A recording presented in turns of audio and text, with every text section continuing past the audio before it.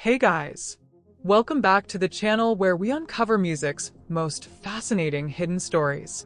Today, we're diving into one of R&B's most heartbreaking career trajectories, how the sudden death of Lisa Left Eye Lopes potentially cost girl group Blaque a $50 million music empire that seemed all but guaranteed after their platinum debut. Industry insiders close to the TLC camp have long suggested that Left Eye had massive plans for Blaque that went far beyond their initial success. According to sources who worked at Columbia Records during that era, Left Eye was reportedly in negotiations for a groundbreaking joint venture that would have given Blaque unprecedented control over their music and image, something she had fought for but never fully achieved with TLC. What makes this particularly intriguing is what Chili from TLC shared in a little-noticed 2018 interview, where she mentioned that Lisa was building something special with those girls that nobody understood at the time. This cryptic comment has led many to believe that Left Eye was positioning Blaque not just as artists, but as business owners in an industry that rarely granted such power to young Black women. The timing aligns with what Pebbles, TLC's former manager, once referenced about Left Eye's growing business acumen and determination to create a different path for her protégés. While the exact details of these plans may never be fully known, multiple sources from Atlanta's music scene during that period have hinted at ambitious ventures that died with Left Eye that fateful day in Honduras. Of course, the music industry is filled with what could have been stories, and we can only piece together fragments of plans that were never publicly documented. But when you examine the trajectory of Blaque before and after Left Eye's passing, the contrast suggests something profound was indeed lost beyond just their mentor. The story I'm about to share isn't just about a forgotten girl group. It's about how the music industry actually operates behind the scenes, the devastating impact of losing a mentor, and how label politics can derail even the most promising careers. Blaque's journey from next big thing to industry footnote reveals truths about the business that most fans never get to see. Let's rewind to the mid-90s. While most people think Blaque appeared out of nowhere with their debut single, the reality is much more interesting. The group's origin story begins with Lisa, Left Eye Lopes of TLC, who was looking to expand her influence beyond just being a performer. She wanted to discover and develop new talent, essentially creating a legacy that would extend beyond her own music. Shamari DeVoe, then Shamari Fears, Brandy Williams, and Natina Reed caught Left Eye's attention through a combination of talent and determination. These weren't just random singers, they were dedicated performers who had been working toward their big break. Natina, in particular, had a connection to the industry through her relationship with rapper Corrupt. What made Left Eye's mentorship so significant was that TLC wasn't just any group. They were the biggest selling female group in music history at that time. Their influence was enormous, and Left Eye specifically chose Blaque to carry forward a similar spirit of creativity and authenticity. She saw in them the potential to push boundaries while maintaining commercial appeal. The name Blaque itself had meaning. It stood for believing, life, achieving, quest, unity, everything. This wasn't just a catchy moniker, it represented the philosophy and approach the group wanted to embody. Under Left Eye's guidance, they developed not just their sound, but their entire artistic identity. By 1997, Left Eye had secured them a deal with Columbia Records through her production company, Left Eye Productions. This wasn't just any record deal, it was a major label commitment with the backing of one of music's biggest stars. The stage was set for Blaque to make a significant impact on the industry, with every advantage a new group could hope for. When Blaque's self-titled debut album dropped in 1999, it wasn't just another R&B release. It was a statement. Their first single, 808, showcased their unique sound, blending R&B vocals with futuristic production that set them apart from other girl groups of the era. The track shot up the charts, reaching number 8 on the Billboard Hot 100 and establishing them as immediate contenders in the competitive R&B landscape. But it was their second single, Bring It All to Me, featuring NSYNC's JC Chases, that truly demonstrated their crossover potential. The song reached number 5 on the Billboard Hot 100 and became their signature hit, showcasing their ability to blend R&B with pop sensibilities without losing their edge. The video received heavy rotation on MTV and BET, putting their faces in front of millions of viewers daily. Their debut album achieved platinum status, selling over 1 million copies, a remarkable achievement for a new group. Critics praised their polished sound and performance skills, noting that they had the potential to fill the space between TLC's edginess and Destiny's Child's pop appeal. They weren't just successful, they were carving out their own unique position in the music landscape. The industry recognition came quickly. Blaque received nominations for Best New Artist at various award shows and performed on major television programs. They were invited to high-profile events and featured in major music publications. By all measurable standards, they had successfully launched their career and positioned themselves for long-term success. Their breakthrough extended beyond music when they were cast in the hit cheerleading movie Bring It On alongside Kirsten Dunst and Gabrielle Union. This wasn't just a cameo. They had actual roles as their rival cheerleading team from East Compton. This crossover into film further expanded their visibility and suggested that their star power could translate across different entertainment mediums. Following their successful debut, Blaque began working on their second album, Blaque Out, which was positioned to build on their momentum and establish them as enduring stars rather than one-album wonders. The lead single, Can't Get It Back, showed a more mature sound while maintaining the catchy hooks that had made them successful. Everything seemed to be progressing exactly as planned. Then came the first major obstacle.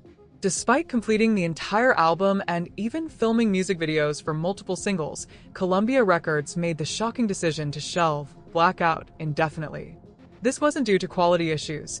The tracks that have since leaked demonstrate that the album was commercially viable and consistent with their established sound. The decision was purely business. The music industry was undergoing significant changes around this time.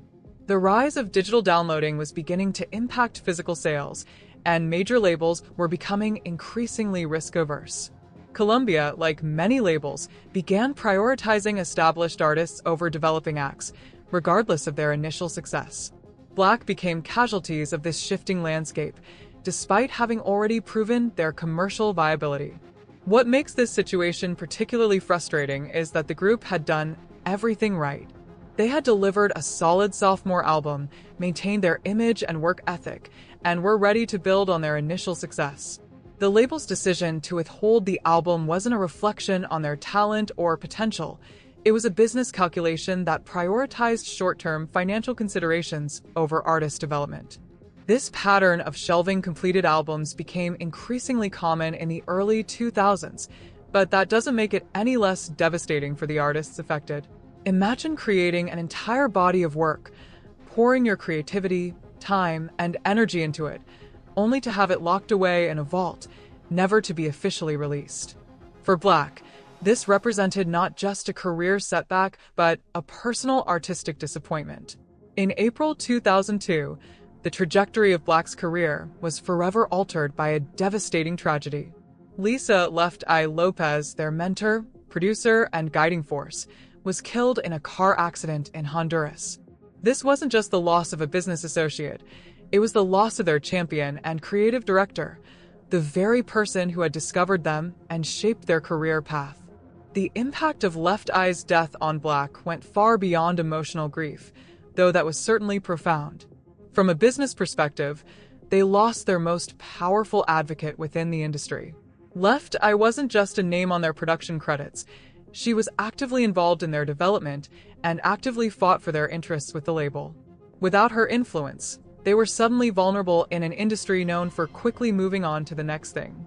This timing couldn't have been worse, coming right as they were already dealing with the shelving of their sophomore album. Now, instead of having Left Eye's clout to potentially fight that decision, they were left to navigate these challenges alone. The combination of these two setbacks created a perfect storm that would be difficult for any group to overcome.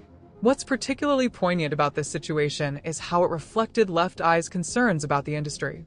She had often spoken about wanting to protect her protégés from the challenges she had faced with TLC. She created her production company specifically to give artists more control and support than she had experienced. With her gone, Blaque was now exposed to exactly the kind of industry politics she had tried to shield them from. The group has spoken in interviews about how profoundly Left Eye's death affected them, not just professionally, but personally. She wasn't just their business mentor, she was a big sister figure who had guided them through the early stages of fame. Losing her meant losing both career guidance and emotional support at a critical juncture in their development as artists. As if losing their mentor and having their album shelved weren't challenging enough, Blaque soon faced another significant change when Natina Reed announced her pregnancy. While this was a joyous personal development, it created practical complications for the group's professional activities. Performances, promotional appearances, and potential touring plans had to be reconsidered to accommodate this new reality.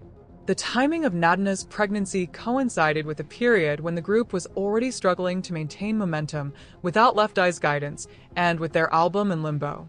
This created a situation where Blaque was essentially unable to capitalize on their earlier success or build new momentum. In the fast-paced music industry, even a temporary pause can lead to permanent relegation to the background. What's particularly interesting about this period is how the group tried to adapt. Rather than replacing Natina or disbanding, they attempted to work around these challenges.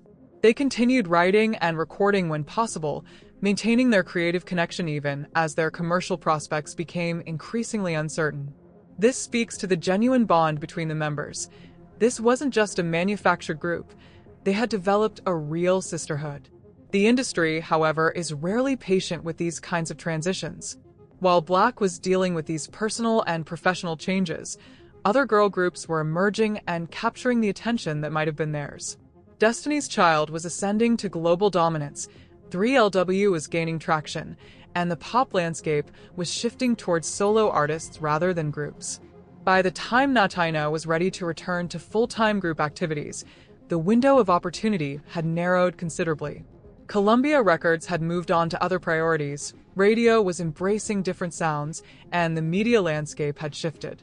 What should have been a temporary adjustment period had turned into a significant career disruption that would be difficult to overcome. Despite these significant setbacks, Blaque refused to simply fade away. Around 2003, they began working on new material, determined to recapture their earlier momentum.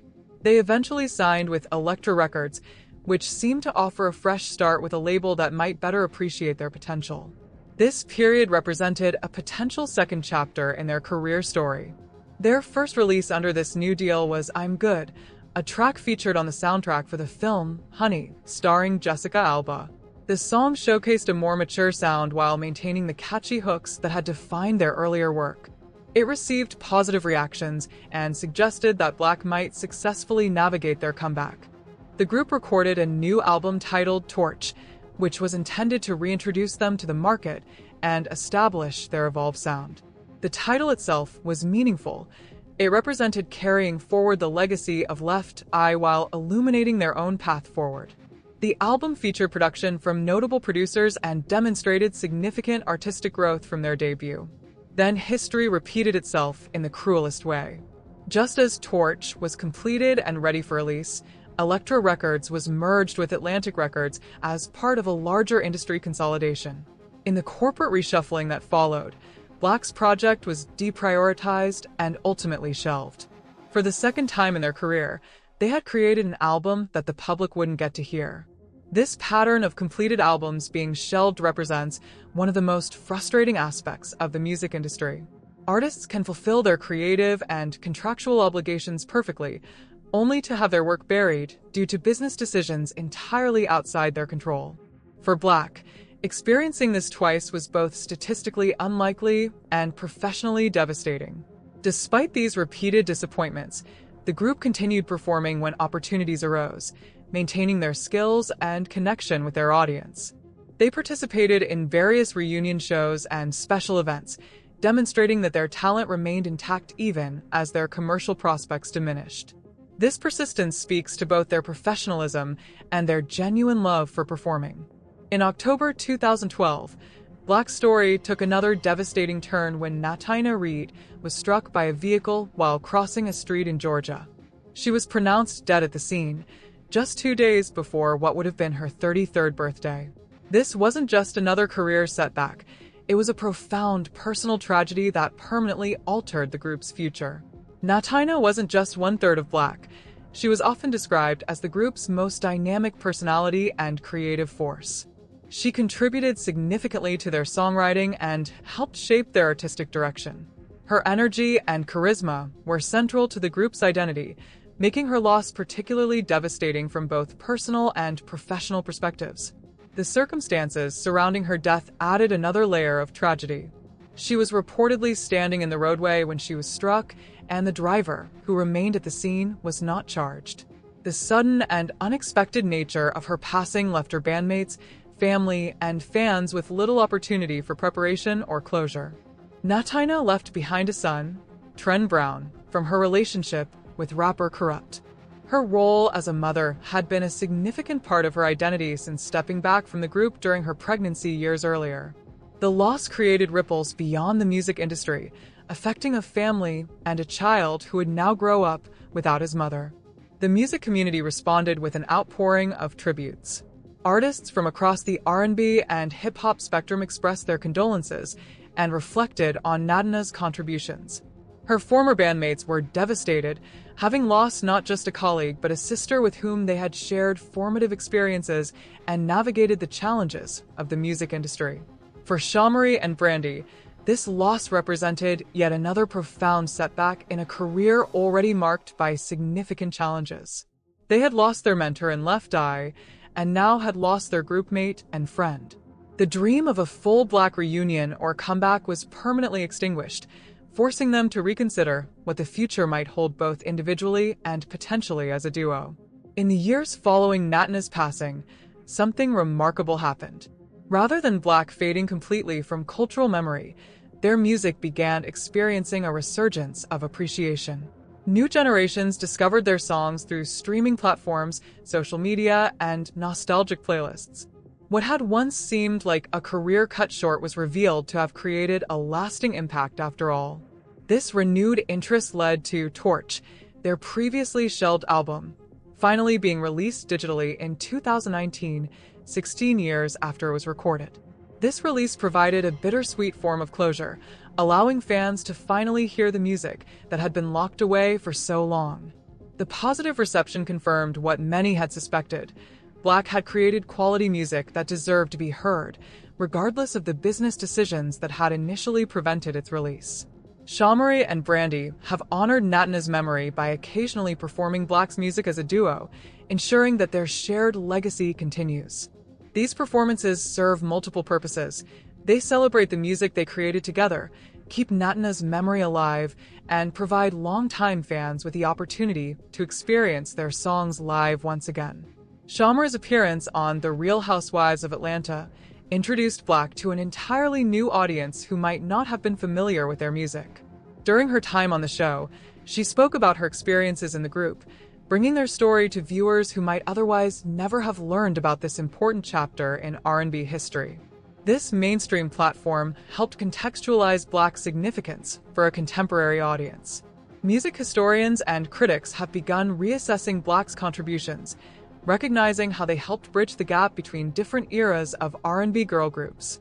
Their futuristic sound on tracks like 808 now appears prescient, anticipating production trends that would become more common years later. Their ability to balance edgy production with accessible melodies created a template that many subsequent artists would follow.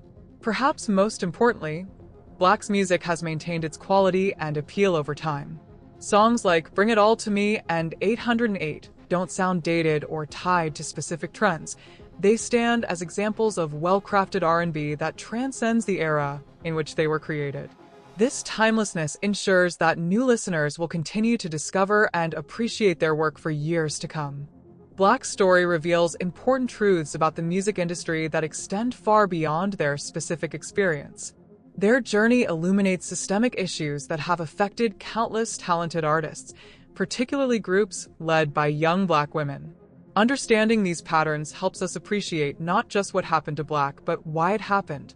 First, there's the issue of artist development, or rather, its absence in the modern music business. Blaque achieved immediate success with their debut, but when challenges arose, the label didn't invest in helping them navigate these obstacles. Instead, they were essentially abandoned at the first sign of turbulence. This pattern of discarding artists rather than developing them through difficulties has become increasingly common, creating an industry that prioritizes immediate returns over long-term artist growth. Then there's the matter of corporate consolidation. Both times Blaque completed albums that were subsequently shelved. Industry mergers and restructuring played significant roles in those decisions. As major labels have consolidated into fewer, larger entities, artists have become increasingly vulnerable to corporate decisions that have nothing to do with their talent or commercial viability. These business maneuvers have real human costs that are rarely acknowledged in financial reporting. The role of mentorship cannot be overstated in Blaque's story. Left Eye provided not just industry access, but protection and guidance. Her loss highlighted how vulnerable artists can be without advocates who understand the industry's pitfalls. This dynamic is particularly relevant for young artists who may not fully understand the business aspects of their careers until it's too late. There's also something to be said about how the industry treats groups versus solo artists. When Natina's pregnancy temporarily changed the group's dynamic, the industry showed little patience or flexibility. This rigid approach to group structures has contributed to the decline of vocal groups in contemporary music, as the business model increasingly favors solo artists who don't face these particular challenges. Perhaps most importantly, Blaque's experience demonstrates how factors entirely outside an artist's control can derail even the most promising careers. They did everything right, delivered hit songs, created quality albums, maintained their image and work ethic, yet still faced insurmountable obstacles. This reality challenges the persistent myth that talent and hard work alone guarantee success in the entertainment industry. For today's emerging artists, Blaque's story offers both cautionary lessons and inspiration. The challenges they faced highlight the importance of maintaining creative control, building direct connections with fans, and creating multiple revenue streams that don't depend entirely on label support. At the same time, their enduring legacy demonstrates that commercial success isn't the only measure of artistic impact. In the end, asking what happened to Blaque reveals as much about the music industry as it does about the group itself. Their journey from next big thing to industry footnote to rediscovered treasures reflects the complex, often arbitrary nature of fame and success in music. But most importantly, it reminds us that great music eventually finds its audience, even if that path is longer and more complicated than it should be.